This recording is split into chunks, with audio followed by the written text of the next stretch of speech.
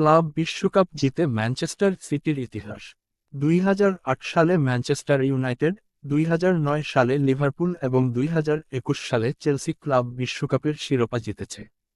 এবার চতুর্থ English club হিসেবে এই শিরোপা জিতে ইতিহাস গড়ল ম্যানচেস্টার সিটি। ব্রাজিলের ক্লাব ফ্লুমিনেন্সকে কোনো সুযোগ না দিয়ে ফিফা ক্লাব বিশ্বকাপের চ্যাম্পিয়ন হল পেপ গার্দিওলার শিষ্যরা।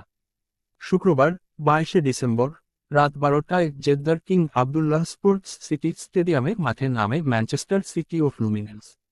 ম্যাচটিতে 4-0 গোলের জয়ে চ্যাম্পিয়ন হয় সিটিজেনরা।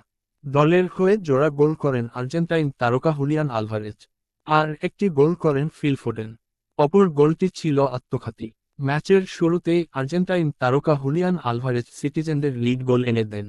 এরপরে 27 মিনিটে ফ্লুমিনেন্সের অধিনায়ক নিনোর আত্মঘাতী গোলে ব্যবধান দ্বিগুণ হয় ম্যান সিটির। দ্বিতীয়